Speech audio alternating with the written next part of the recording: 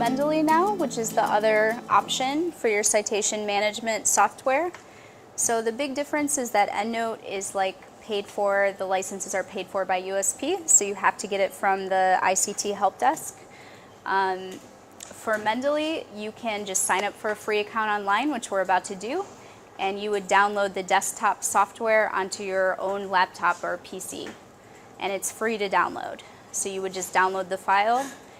The only thing about Mendeley, like I think I mentioned at the very beginning of the class, is that if you go over a certain amount of storage space, which I think it's quite big, but you'd have to double check, it will then say we want you to pay if you want to upload any more citations and things like that. So it's kind of like Dropbox, where it's like you get a certain amount of free storage space. After that, you kind of have to pay. So with EndNote, you don't have to pay because you're a student. So you can just decide which one you like more. And I have both of them. It just depends which one you use. You'll want to make sure that there's a plugin that we use for EndNote with Microsoft Word, which was already installed on the PC today.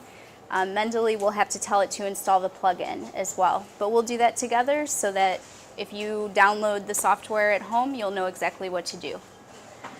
So hopefully you left your searches open as well, because we'll just use those. I'll just show you how to import it into Mendeley. But let's open a new tab, and we have to go to mendeley.com. So it's just, if you have this handout, it'll tell you how to spell it. It's the Mendeley Quick Guide. And on the second page, it has creating a Mendeley account. So it's just mendeley.com.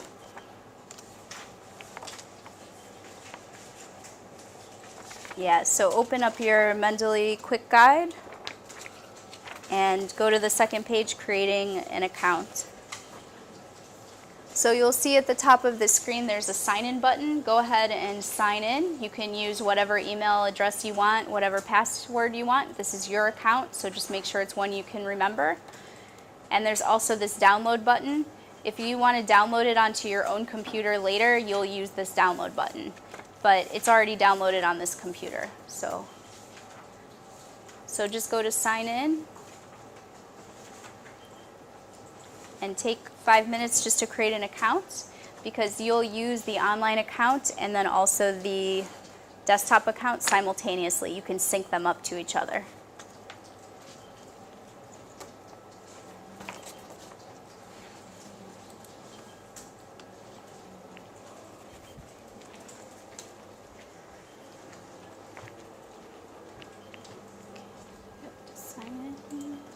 If anybody needs any help, just raise your hand.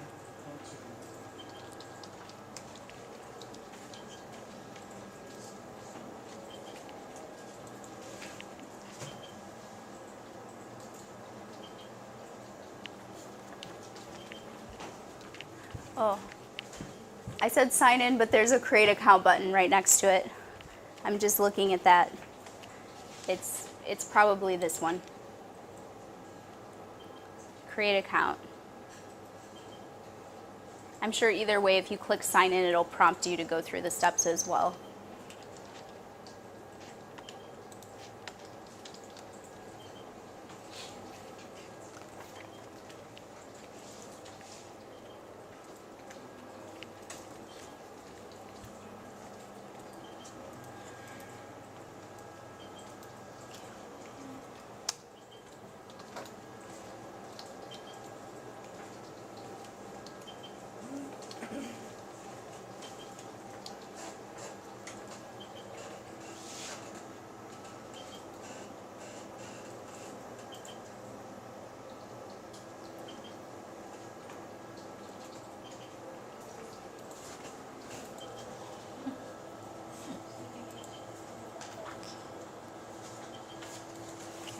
Maybe help her. Well, okay, She hasn't started yet. She has to go to create account. Everybody else looks like they're creating it.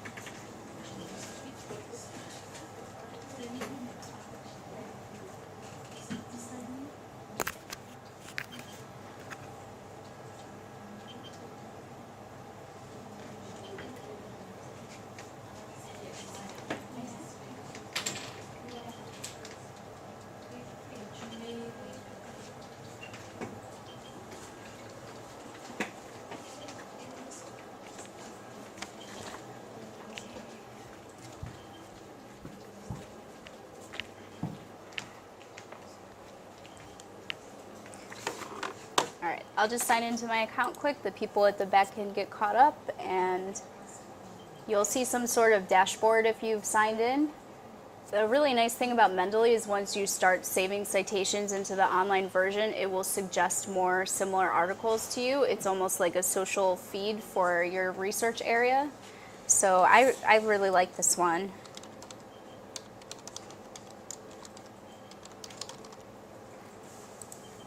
You have to add some articles first, and then it will do that.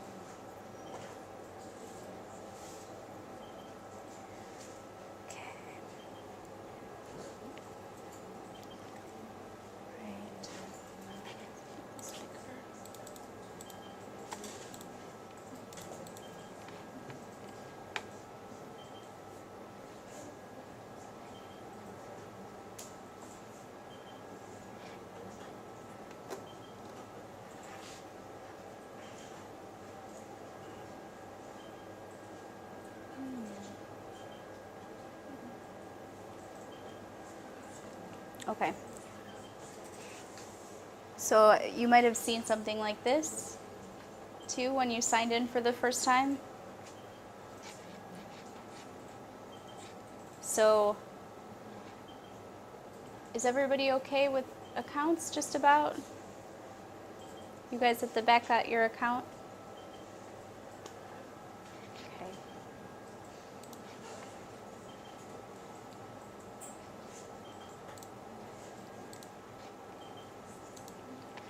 All right, so it'll say things like download the desktop app. You can do that on your own computer. I'll show you when we open that one as well, but I'll just show you what we can do with the online one first. So do you still have a search open from ProQuest and everything? So go to your ProQuest search.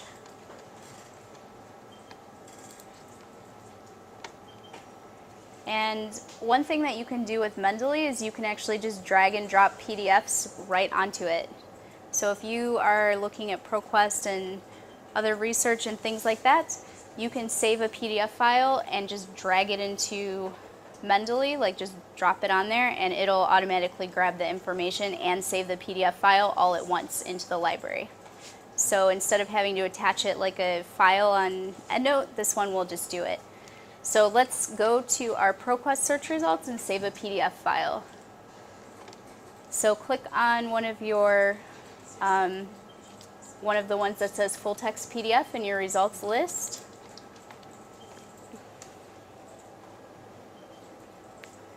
So you'll click there, it'll start opening, and then you can click download PDF on the right hand side.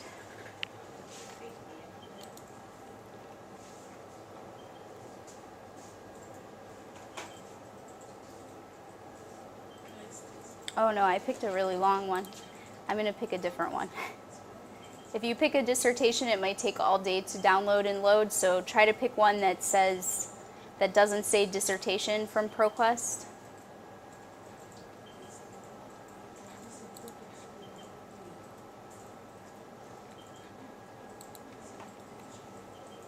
And then when you download it, you can just download and save it to the desktop of your computer. So I can show you that as well if you're not sure. So once you have the PDF, there's a little download button at the top.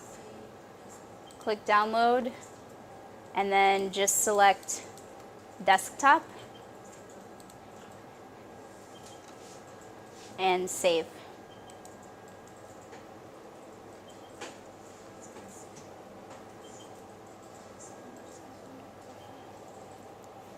So this is where it might be interesting because it might try to automatically, we're going to try to drag and drop it into Mendeley to get it to work, but also like when you have EndNote and Mendeley going at the same time, sometimes it tries to open with the other program or something.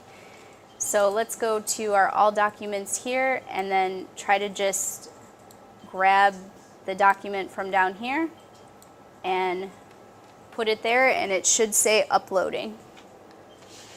So we're using the web version of Mendeley right now. Okay. So also, I'm not exactly sure, like mine might look a bit different than yours because mine's been used in the past. So this is just under library at the top. If you're in the Mendeley online, there's a thing that says library. And then what you can do is just click on the PDF file here and drag and drop it into the library. So was anyone successful with that? Okay, so it is working. Did it display the title correctly and everything? Awesome. Oh, cool. And then your PDF file is right there and it's all saved. Okay, oh yeah, you got yours in. You can just click X on this one. It looks like your article came there. All right.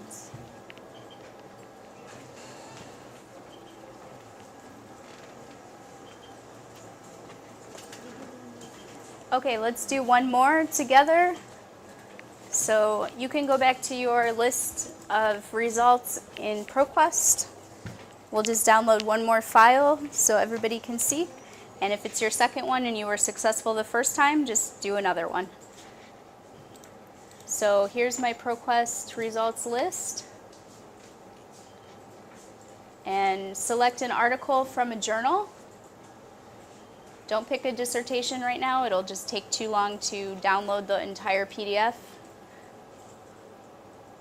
Click full text PDF.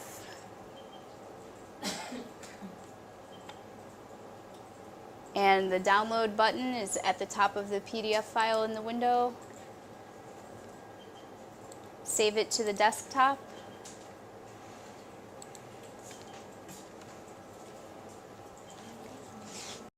And then flip back to your Mendeley window and drag and drop it into the library. So just try to get 2 articles into your online library. We'll open the desktop one then and we'll sync them up together so you can see how that works.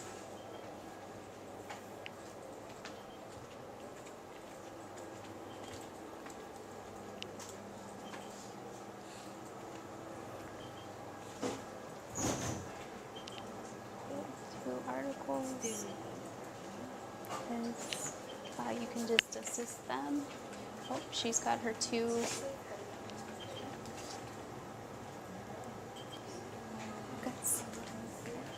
Okay. Yeah. Down. Oh, it's already on my desktop. Yeah? It's here, yeah? Is Yeah, that it? yeah. Okay, go to your Mendeley thing and then just left click on the article and drag and drop it onto the library. You'll just have to hold down the left, go back to your library. Yeah. Yes. Now it's gone away from the bottom there. Yeah, just do it one more time just so that you go back to here. So you keep left clicking and then just left click and hold and drag. Drag it where? Yeah, you've got to left click the mouse button here and hold the mouse button down and then drag it there. Yep, perfect. And that's it. So you just were left clicking and it would just open, but just left click and drag it and then it'll upload. And you got yours too, okay? No? Oh, it's okay. Download. Yep, download. And just save it on the desktop. You can just click desktop and save. Perfect. And then where's your Mendeley? Oh, here. So Open the Mendeley first. And then you're going to left click and hold it and then just drag it onto the library. It's not selected. Here, you can X out of this one. left. Yes, left click and hold the left mouse button down. Don't release it and then release it when it's here.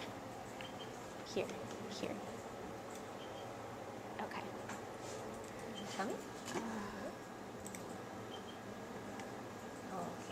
Not sure. Oh, there you go. There. Yeah, so just left click, make sure you hold the button down, and then just drag it anywhere in the white part, and then it'll upload. Okay? Thank Yeah, no worries.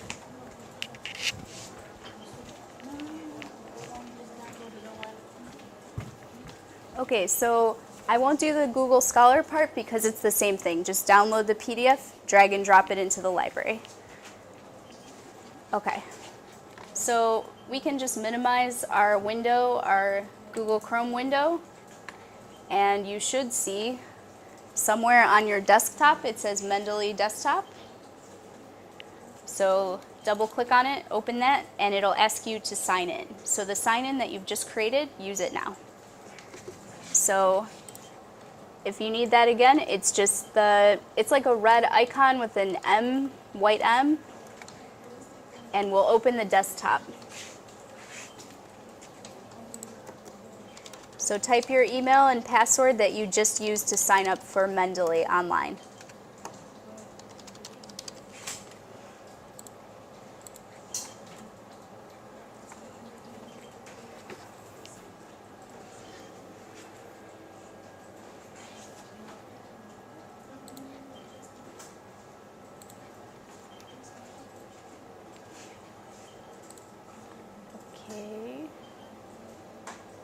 Okay.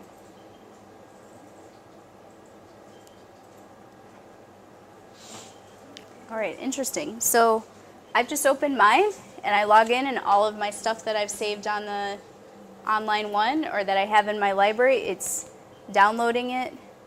So because I have a lot of citations, it's like downloading all the files here. Is yours downloading automatically? Yes. Okay.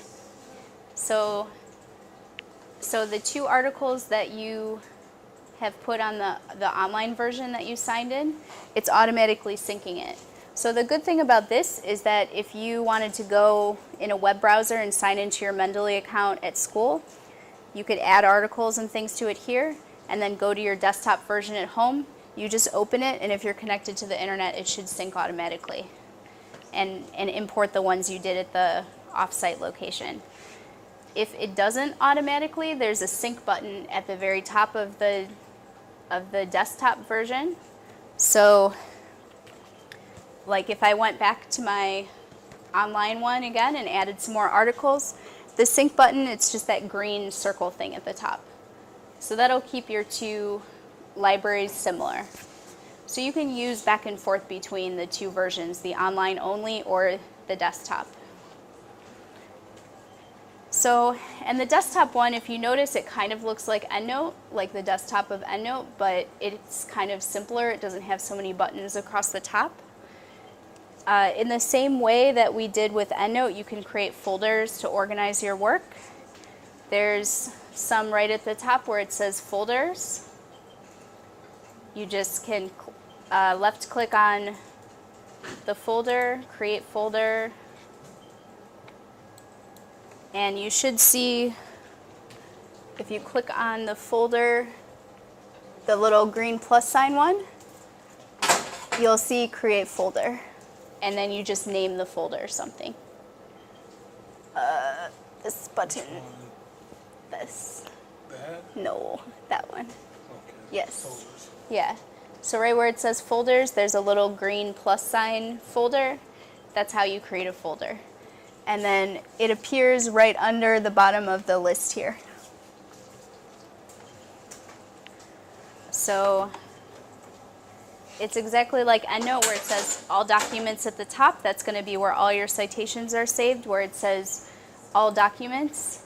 And then you can use your new folder, and then you can drag and drop articles into the folder, just like we did with EndNote. So that's one way to stay organized. There's also an add button. So you can do the same thing where you can drag and drop the PDF right onto the thing. It'll load, or you just use this add button, and then you would go to the file, find the article, and it'll just add it for you. You can also go to, this time let's do Google Scholar, and let's just download the citation. Let's say you don't have the PDF file, but you still want to use the citation in your literature review. Go to your Google Scholar, search, you'll click the citation button like we used for EndNote.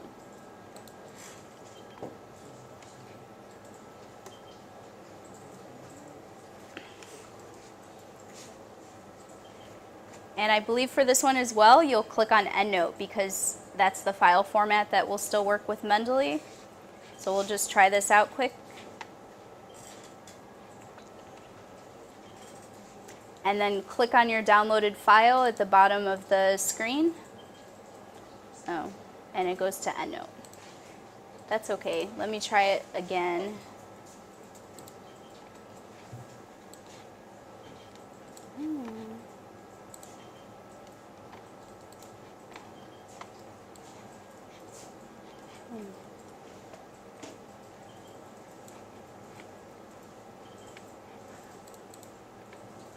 Interesting.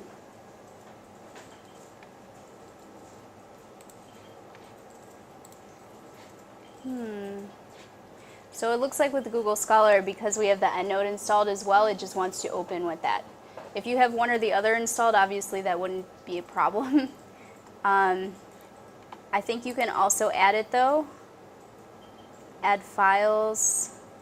So where it says add file, you can go to files and you just have to go to your downloads folder and manually pull it into Mendeley. So I think the PDF, it's much easier if you just download the PDF and then upload it that way. And in some of the other databases, it will still be that RIS formatting, so you'll just click RIS and it'll pull it into Mendeley. Okay. So I'll just show you how to use it with Word because it's slightly different than EndNote. And I don't want to keep doing this. You'll probably be like so tired after all this. So if you have a few citations, hopefully in your Mendeley library, whether it's the desktop or online one.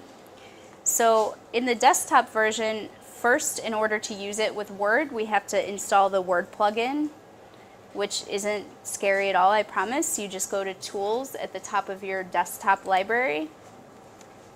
And there's two options. There's Install Web Importer and Install the MS Word plugin. So click on Install MS Word plugin. So this is what will give it the ability to work with, to talk to your Word and do the citation for you. And it should be pretty quick. It should just say installed. And you click OK. We're not going to do the web importer right now, but also if you want to on your own computer, you can install the web importer. It'll put a little button on Google Chrome, so you can automatically just press that button on Chrome and it'll take it into your Mendeley library. So just to reiterate, so that we can use it with Microsoft Word, you just go to Tools and you do Install MS Word plugin. If you're there and you see that it says Uninstall, that means it's installed properly. So, and one word of caution, if you have EndNote and Mendeley on the same computer, if you have both the EndNote Cite While You Write plugin, like add-in in Word at the same time as the Mendeley one, the EndNote citations don't want to work anymore. So you would have to open your Mendeley library and click Uninstall MS Word plugin if you want to use the EndNote again. So that's why it probably won't ever be an issue for you, because you can just pick which one you want to use. So if the EndNote one is there in Word, it's all good. If Mendeley's there, install the MS Word plugin the first time you use it, and the instructions are all in this handout. So, but today that's why I did the EndNote first. Now we've installed the Mendeley one, so it should work okay. Okay, so open your Word document. Open a Word document again.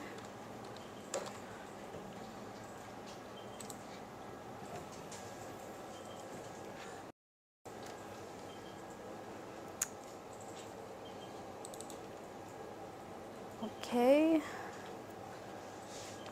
So you might expect a button at the top to appear that says Mendeley, but it doesn't, because Mendeley is under References. So go ahead and click on References. And you should now see where it says Insert Citation, it should have a little Mendeley symbol there. So that means the plugin installed correctly. And like I said, if you ever want to switch over to EndNote, just make sure you go in that desktop, Mendeley desktop, click on Tools, and just do Uninstall MS Word plugin. So that's so you can use the EndNote. But for now, we'll use the Mendeley one. So here's our Word document. This one is a little bit different. You have to actually click on Insert Bibliography in Word to insert your Mendeley bibliography. In EndNote, it just puts the references as the bottom as you go. So the first one, we'll do Insert Citation. You can click on your Insert Citation button. It's on the References ribbon at the top of your Word document. And it'll give you the option to search for the author. So if you're really familiar with all of your references, you know, okay, it's author, this is the title of the article.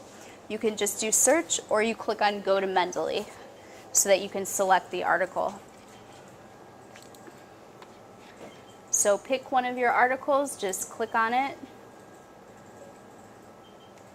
And then once your article is selected, there should be a little black Cite button, just like in EndNote with those quote marks. And it'll show up for a second, it'll say Formatting Citation, but don't be alarmed, and then it'll just do it APA style.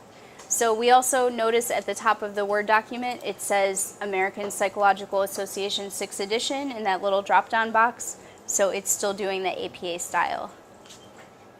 So make sure that APA 6th edition is selected in Word, otherwise it won't do it properly.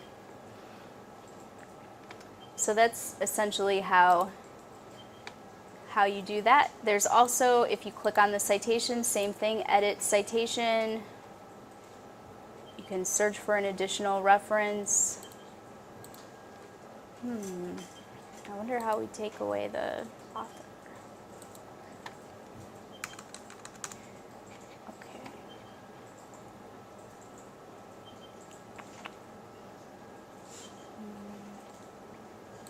I'm trying to just see how to edit that then. I'll show you how to insert the bibliography, and then we can see how to edit the citation. So once you've finished your citations, let's insert maybe one or two more. So go back to your library and add 2 more citations.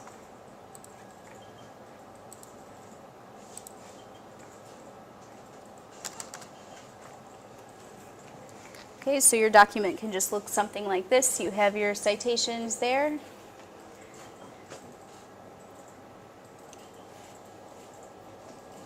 Okay. So instead of it doing it automatically, you have to click on this one at the top of Word that says Insert Bibliography. So go ahead, click on Insert Bibliography, and then it should come. And it does a good job. You'll notice again, if it's like all caps or something, this is how the journal article was on the website that we pulled it in from.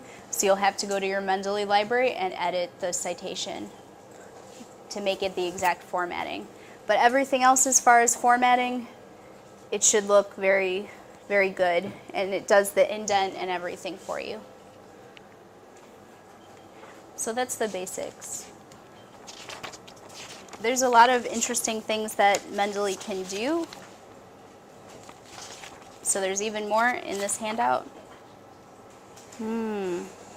Okay, so I'm looking at the Word plugin on the last page of this document, and how with EndNote we could click on the citation and do different things to it and edit it. It doesn't look like Mendeley does that as much. Do you know how to anything? No. So that's one thing where you might choose EndNote over Mendeley. So that's why we show you both of them, because they're both good and useful, but they both do different things. So, because I'm looking here, I don't see any way to edit this. Even right-clicking, nothing. So I'm not sure if this is the proper thing to do. If you really needed to delete that, you could probably do this. If you need to insert a citation that's just a year, you might just need to do it by hand. Okay? So that's the only downside of it, especially if you just type the year and you didn't use this reference anywhere else in your paper, it won't go in your references list. I'm sure if it might not just be in this guide. If you look on Mendeley's help site, there might be some way to do it, but this little box here, that's all the information you get about what Mendeley can do in Microsoft Word. So yeah, so just a reminder, just so you can see a little bit of the back end, go up to File in Word really quick. Just click on File and click on Options. So if ever EndNote or Mendeley is doing weird things because they're both installed at the same time, go to Word Options. There's a bar here that says Add-ins. Click on that, Add-ins, because these are both considered add-ins that we've installed to Word. Pull this drop-down menu where it says Manage Word Add-ins and click on Go. And then this is where you can see that we have both Mendeley and EndNote Cite While You Write. There's 2 that will show up for EndNote and 1 for Mendeley. So if you want the Mendeley to go away from there, just go to the desktop and then click on Tools, Uninstall MS Word Plugin, and it'll work right away. But I had this issue with someone the other day, like their citations were coming all funny, and I think they had both installed at the same time. So that's just so you can see what exactly is installed in your Microsoft Word.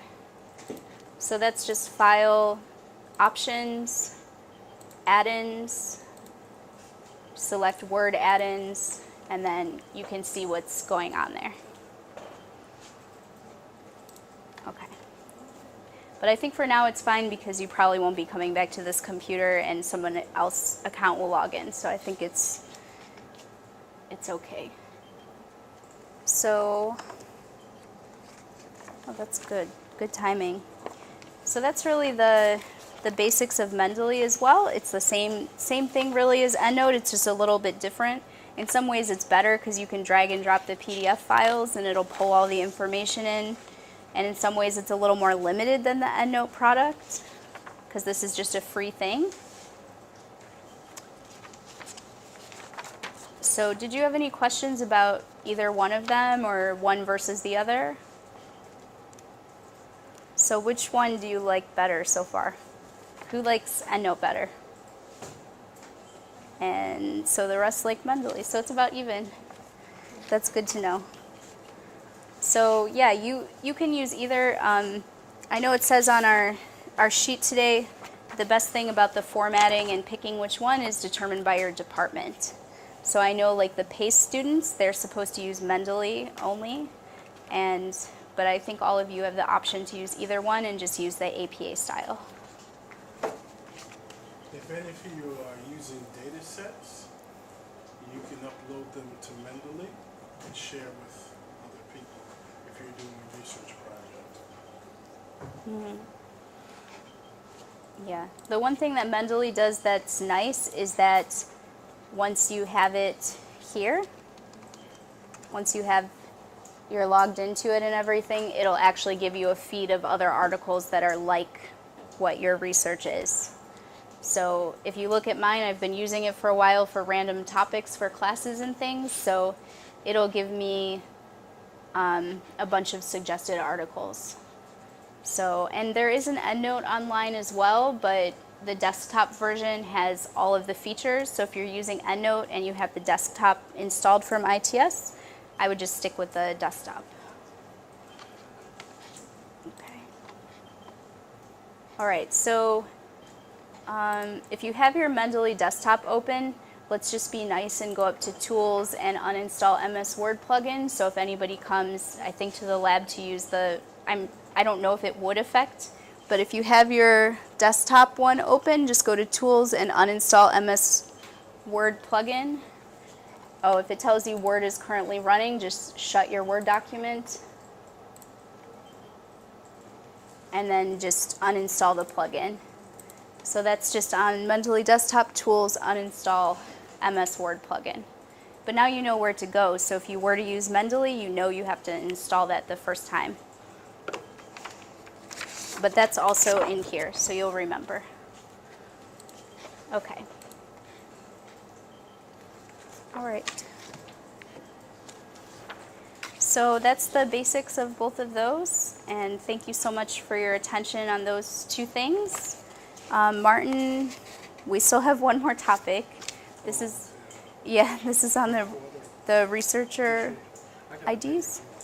Yeah, so this is something the researcher office is promoting as well for anybody who's going to be doing research or signing up for research. Because people have similar names, like there might be a lot of John Smiths, like we saw in that one video, you can sign up for unique ID numbers that will make sure that everybody knows your research is yours.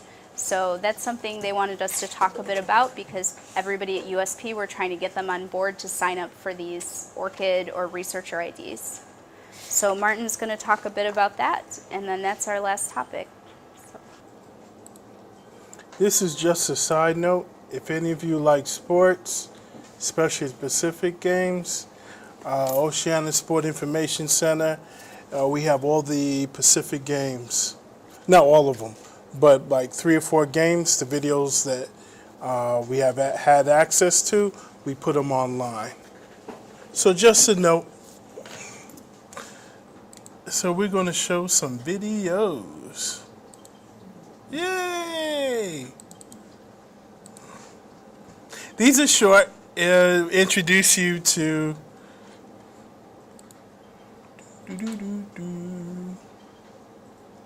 I am zoning out. Okay, I know where I put them. Citations. No. It's a Saturday seminar. Okay. I'm going to play some short videos on Researcher ID and ORCID.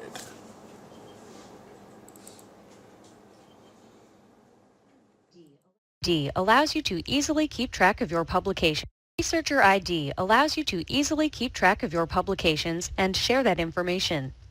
Creating a Researcher ID also establishes a unique identifier within the Web of Science that can make it easier to accurately search for publications that you have published. In this video, we will go through the process of creating a Researcher ID. Go to www.researcherid.com. On the main page, you will see a New to Researcher ID section. Click the button and you will be redirected to a form where you can request a Researcher ID. Fill out your basic information and click Submit. An email will be sent to you upon submission. Clicking the link in that email will bring you to the registration page. Your email address will be pre-populated for you. If your email address is associated with a pre-existing account in one of our other products, such as Web of Science, some of your other information may be pre-populated for convenience. Your name, institution, address, and country are required fields. While you must input these fields when registering, you have the option of making them private later on when managing your account. The more information you provide, the more will appear in your Researcher ID profile. You can add more detail to your profile later. Select a password, a security question, and a verification number. A verification number is like a PIN, which allows you to recover your login information if you forget it. Select your role at your institution. Only Web of Science Core Collection records that have your name in them will be included in your distinct author set. You can add additional names, such as a maiden name or an alternate spelling or abbreviation, to ensure that all of the ways your name might appear in a publication are associated with your account. When you are done with the form, you can elect to receive communications from Researcher ID and then submit your registration. Next, you will read and accept the End User License Agreement. Your registration is now complete. Click to log in to Researcher ID. The first time you log in, you will be prompted to associate an ORCID ID with your Researcher ID account. You can create a new ORCID ID or associate the one you already have. you may need to sign into ORCID. Once there, you simply have to click Authorize to link the accounts. You can now share profile data and publications between your ORCID and Researcher ID accounts. You may already have publications associated with your ORCID ID, and you can easily import these to Researcher ID. Click Go next to Retrieve ORCID Publications into my Researcher ID account. You must authorize Researcher ID to access your ORCID records. Then you will be able to access your list of publications. I only have one, but you may have many. Just check off the records you want to import and click Add. You always have the option of exchanging more data with ORCID in the future. Your Researcher ID is now created. When you view your researcher profile, you can see the profile information you input when you registered, and you can see the publications you imported from ORCID.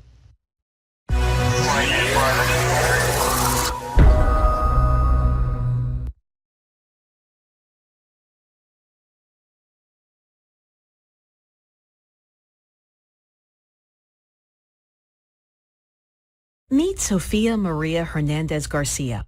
She is an active and accomplished scholar in her field.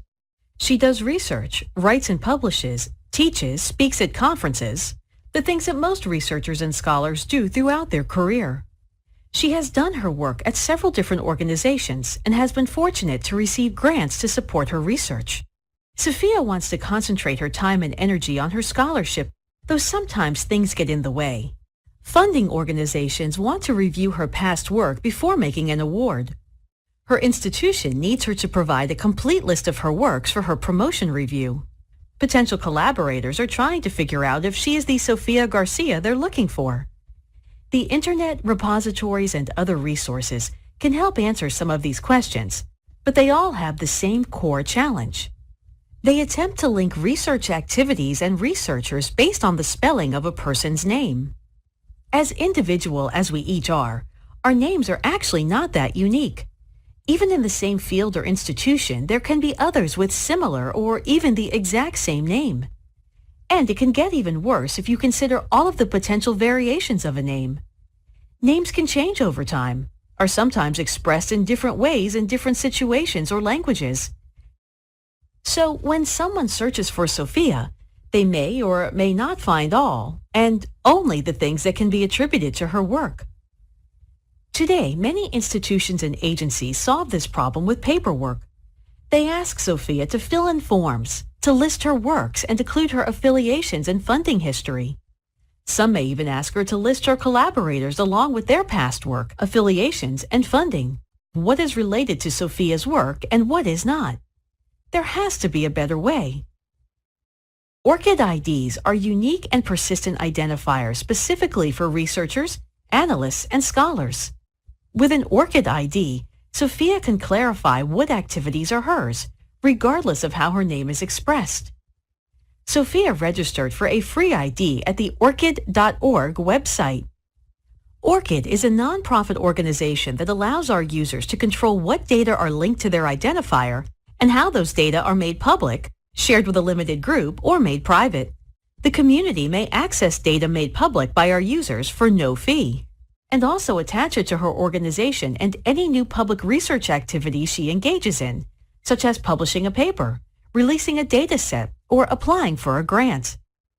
With the ID attached to her activities, it makes it easier for people, institutions, and systems to figure out which activities are Sophia's, even if her name doesn't always appear in the same way, distinguishing her from others with the same or similar name.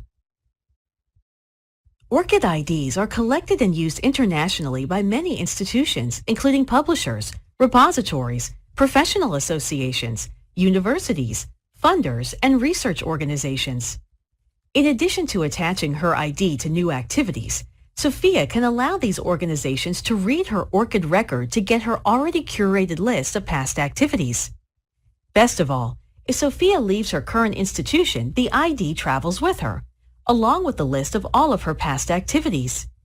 She can continue to use the same ID throughout her career, even if she changes employers, moves to another country, or starts to do work in another field. By linking the ORCID ID to her work when submitting a manuscript, applying for a grant, or registering for a meeting. Sophia ensures that the organization she works with can get the information they need with less paperwork for her. It means people will find all and only her work when they search the internet. Sophia can spend her time concentrating on what matters most, and that makes her very happy. Get your ORCID ID today. It only takes 30 seconds to register for one and is completely free. ORCID, connecting research and researchers.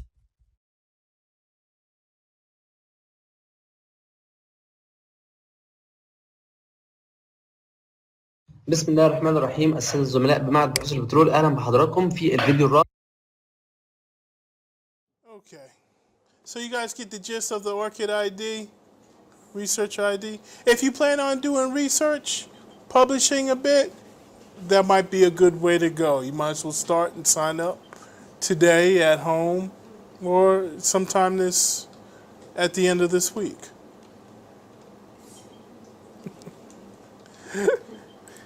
Okay. All right, that's about it.